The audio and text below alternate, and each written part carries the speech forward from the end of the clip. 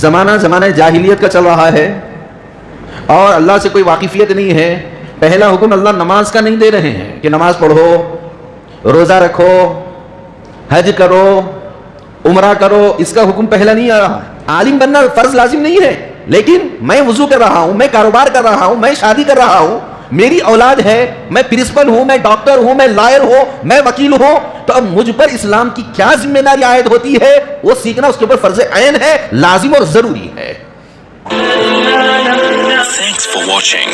Don't forget to like, comment, share and subscribe to. آپ صلی اللہ علیہ وسلم غار حرا میں عبادت کے لیے جایا کرتے تھے۔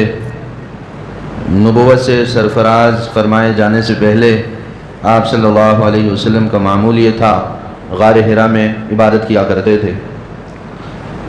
ام المومنین حضرت خدیجۃ الکبریٰ رضی اللہ عنہا وہ توشہ آپ صلی اللہ علیہ وسلم کو دے دیا کرتی تھی اور آپ صلی اللہ علیہ وسلم وہیں پر عبادت میں مصروف رہا کرتے تھے۔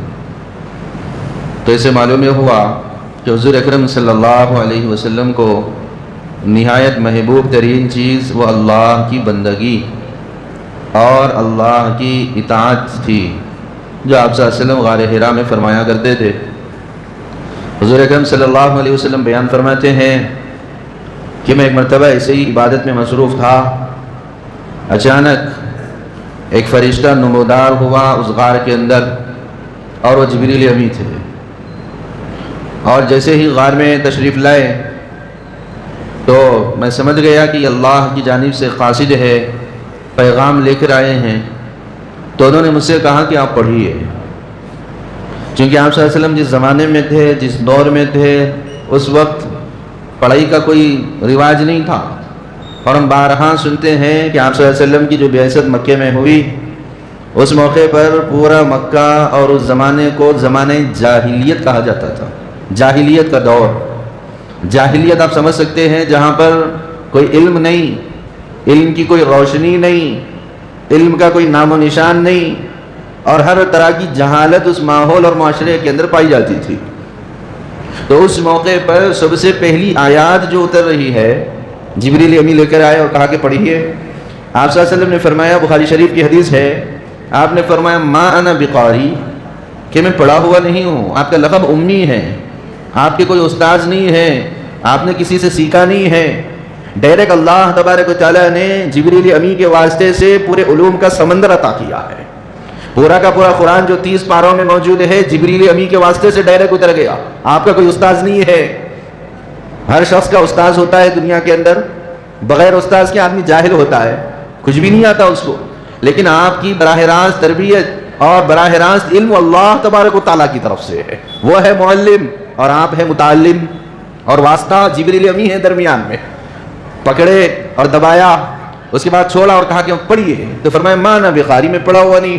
3 مرتبہ اس طرح کیا، تیسری مرتبہ پھر فرمایا کہ پڑھیے اقرأ بسم ربک الذی خلق، خلق الانسان من علق، اقرأ وربک الاکرم الذی علم بالقلم، علم الانسان ما لم يعلم۔ یہی وہ آیات ہے جو سب سے پہلے اس غار حرا کے اندر نازل ہوئی۔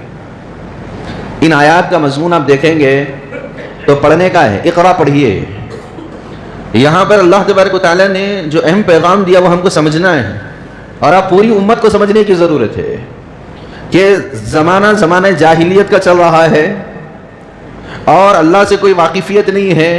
پہلا حکم اللہ نماز کا نہیں دے رہے ہیں کہ نماز پڑھو، روزہ رکھو، حج کرو، عمرہ کرو، اس کا حکم پہلا نہیں آ رہا ہے، بلکہ سب سے پہلا حکم خالق کا اپنے بندے کی جانب آ رہا ہے، تو وہ پڑھنے کا آ رہا ہے کہ پڑھیے۔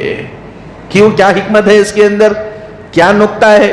اللہ یوں بھی تو کہہ سکتے تھے کہ بندگی کرو، مجھے مانو، نماز پڑھو، روزہ رکھو، اس طرح کا بھی حکم تو آ سکتا تھا۔ سب سے پہلا وہ حکم نہیں آیا، بلکہ پڑھنے سے متعلق آیا۔ تو اس میں نقطہ یہ ہے کہ جہاں پر تعلیم پائی جاتی ہے وہاں پر یہ تمام کی تمام چیزیں آ جاتی ہیں۔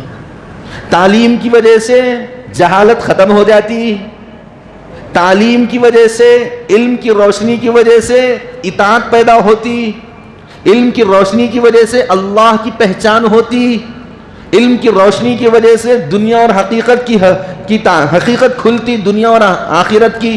تو تمام کی تمام چیزوں کا دار و مدار علم کے اوپر ہے. اس واسطے کہا کہ سیکھو، پڑھو.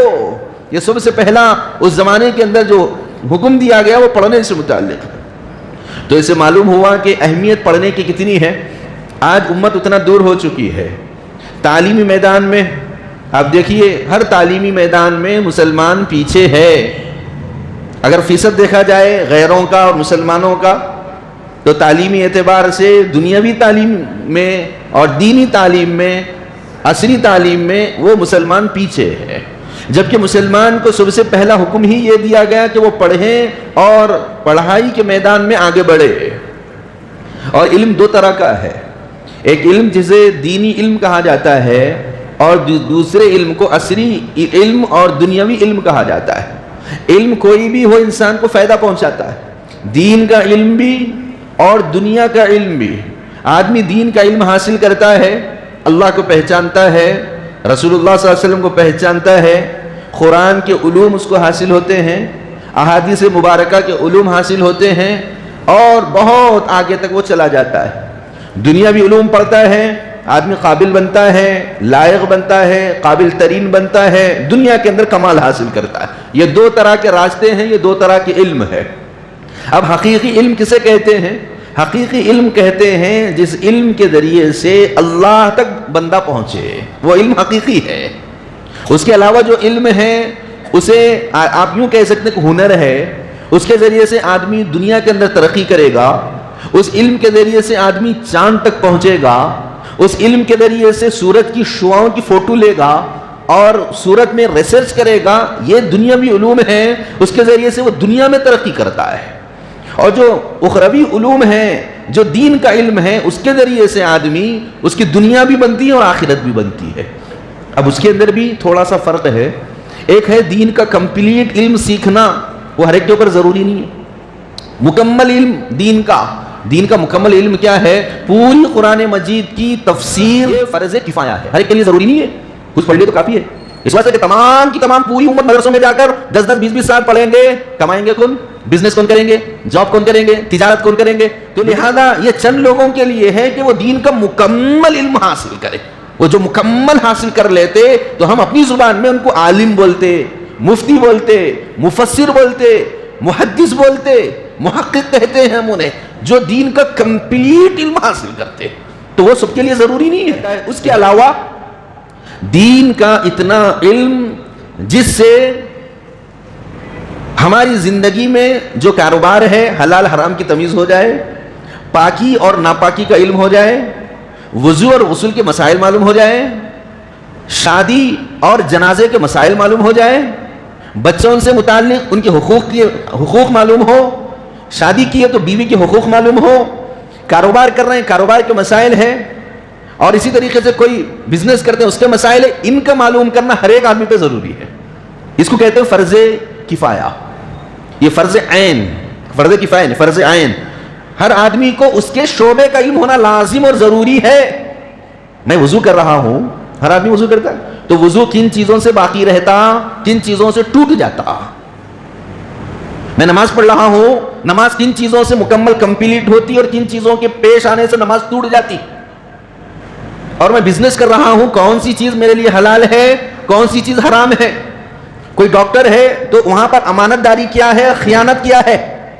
کوئی جاب کر رہا ہے تو اس کے اندر امانت داری کیا ہے، خیانت کیا ہے، فراڈ کیا ہے. ہر آدمی کو اپنے شعبے کا علم حاصل کرنا یہ فرض عین ہے، لازم اور ضروری ہے. اس کے علاوہ چارے کار نہیں ہے. عالم بننا فرض لازم نہیں ہے. لیکن میں وضو کر رہا ہوں، میں کاروبار کر رہا ہوں، میں شادی کر رہا ہوں، میری اولاد ہے، میں پرنسپل ہوں، میں ڈاکٹر ہوں، میں لائر ہوں، میں وکیل ہوں، تو اب مجھ پر اسلام کی کیا ذمہ داری عائد ہوتی ہے وہ سیکھنا اس کے اوپر فرض عین ہے، لازم اور ضروری ہے. اسی واسطے آپ نے کیا فرمایا؟ طلب العلم فریضۃ علی کل مسلم. یہی مطلب ہے اس کا. علم کا سیکھنا ہر مسلمان پر فرض ہے. کیا مطلب ہے؟ بھائی عالم بننا فرض ہے، مفتی بننا فرض ہے، مفسر بننا فرض نہیں، بلکہ حلال حرام کی تمیز ہو جائے، مسائل معلوم ہو جائے اور شریعت کا منشا معلوم ہو جائے، قرآنی ہدایات معلوم ہو جائے. ربانی ہدایت معلوم ہو جائے، یہ معلوم کرنا فرض اور ضروری ہے۔ قرآن کا پڑھنا ہر ایک پر تجوید کے ساتھ لازم اور ضروری ہے۔ صرف چھوٹے بچے، ان کے لیے تجوید سے پڑھنا ضروری۔ ہم 25 سال کے ہیں، ہم 30 سال کے ہیں، ہم 60 سال کے ہیں، قرآن تجوید سے پڑھنا ہمارے لیے ضروری نہیں، ایسا نہیں ہے۔ قرآن کو تجوید سے پڑھنا جس طریقے سے 8 سال کے بچے کے اوپر لازم اور ضروری ہے، اسی طریقے سے 80 سال کے بوڑھے کے اوپر بھی قرآن تجوید سے صحیح پڑھنا ضروری ہے۔ اور اسی طریقے سے مسائل کا معلوم ہونا، یہ بھی ہر ایک کے لیے ضروری ہے۔ عبادت کے مسائل ہے، طہارت کے مسائل ہے، غسل کے مسائل ہے، اور قرآن کے ایسے موٹے موٹے اصول اور قرآن کی موٹی موٹی تفسیر اور احادیث مبارکہ کے اہم اہم نکات، یہ معلوم ہونا ہر ایک کے لیے ضروری ہے، تاکہ وہ زندگی گزارنے میں لمحہ بلمحہ ان کے لیے رہنمائی ہو، رہبری ہو۔ مجھے کیسے معلوم ہوگا کہ میں امانت داری سے کام لوں، خیانت نہ کروں، امانت داری سے جس کا جو حق ہے وہ ادا کروں، اس میں ڈنڈی نہ ماروں، اس میں فراڈ نہ کروں؟ تو یہ ہمیں کتاب و سنت کے اصولوں سے معلوم ہوگا۔ ہم جب اس کا بنیادی علم حاصل کریں گے جو ہمارے لیے نہایت ضروری ہے، تو یہ چیزیں بھی ہمارے سامنے آئے گی کہ دھوکہ دینا اس کو پسند نہیں کیا گیا ہے، ایمانداری سے کام کرنا اور وعدے کو پورا کرنا یہ چیز اہم ہے، یہ تمام چیزیں۔ تو لہذا یہ جو فرض عین جو علم ہے اس کی فکر ہم کو کرنا ہے۔ الحمدللہ مسجد کے اندر اس کی ایک کوشش شروع ہوئی ہے، تو لہذا سیکھنے کی کوئی عمر نہیں ہوتی۔ عام طور پہ یہ بھی ایک ذہن بنا ہوا ہے کہ ایک سیکھنے کی ایک عمر ہے، نہیں، کہا گیا کہ سیکھنا بچپن سے لے کر 55 تک ہے اور جھولے سے لے کر قبر کی گود تک ہے۔ آدمی کبھی بھی سیکھنے سے پیچھے ہٹنا نہیں ہے، سیکھتے رہنا ہے۔ آپ صلی اللہ علیہ وسلم کو جو نبوت ملی وہ 40 سال میں ملی۔ قرآن کب نازل ہوا؟ 40 سال کے اندر۔ آپ صلی اللہ علیہ وسلم 40 سال کے، اس کے بعد آپ پر قرآن نازل ہوا، تو یہ قرآن تو 40 سال میں سینے میں محفوظ ہوا۔ تو اگر کوئی 40 سال کے اگر وہ حفظ کرنا چاہ رہے ہیں، 50 سال کے وہ حفظ کرنا چاہ رہے ہیں، قرآن کو سیکھنا چاہ رہے ہیں، تو اس میں کوئی عار کی بات نہیں ہے۔ یہ تو بہت خوش نصیبی کی بات ہے کہ ہم ہر عمر کے اندر اس سے لگے ہوئے رہیں۔ بہت سارے لوگ ملتے ہیں اور کہتے ہیں کہ صاحب مرنے سے پہلے اب تجوید سے قرآن پڑھ کے ہم مرنا چاہ رہے ہیں، تو بہت اچھی بات ہے، اچھا جذبہ پیدا ہوا، لیکن پوری زندگی صحیح تجوید کے ساتھ پڑھنا ضروری تھا۔ ایسا نہیں ہے کہ آدمی مرنے سے پہلے پہلے یہ کر لے وہ کر لے، بلکہ ہم کو پوری زندگی قرآن کو سیکھنا ہے، قرآن کو سمجھنا ہے، قرآن پر عمل کرنا ہے، قرآن کے مطابق دوسروں کو چلانا ہے، شریعت کو سمجھنا ہے، شریعت کے مطابق عمل کرنا ہے۔ پوری زندگی ہے ہماری، آخری وقت میں ہم کیسا کر لیں، ایسا نہیں ہے۔ اس واسطے سیکھنے کی کوئی عمر نہیں ہے، لہذا ہم ہمیشہ، اس واسطے کہا گیا اسی شخص کے پاس علم آتا ہے جس کے پاس علم کی جستجو ہوتی ہے، دین کے سیکھنے کی جستجو ہوتی ہے، دین کے سیکھنے کی جس کے پاس فکر ہوتی ہے تو اس کے پاس علم آتا ہے، علم کی روشنی آتی ہے۔ اس واسطے اگر ہم یہ چاہتے ہیں ہمارے پاس علم کی روشنی آئے، ہمیشہ ہر موقع پر ہم سیکھنے کا جذبہ اپنے اندر رکھیں۔ میں نے اورنگزیب عالمگیر رحمۃ اللہ علیہ کے متعلق کہیں پر پڑھا کہ انہوں نے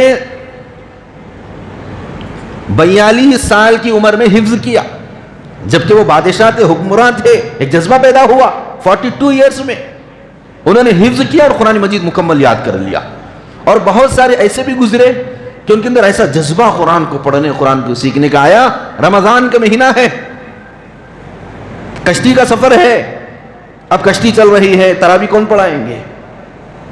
تراویح پڑھانے والے دیکھا گیا تو کوئی بھی حافظ قرآن نہیں ہے پورے مجمع میں، تو لہذا ایک بہت بڑے محقق تھے، عالم تھے، لیکن حافظ قرآن نہیں تھے۔ انہوں نے ارادہ کر لیا روزانہ صبح سے لے کر شام تک ایک پارہ یاد کرتے تھے، تراویح کے اندر سناتے تھے۔ 30 دنوں میں 30 پارے انہوں نے یاد کیے اور پورے نماز تراویح کے اندر پڑھائے اور حافظ قرآن بن گئے۔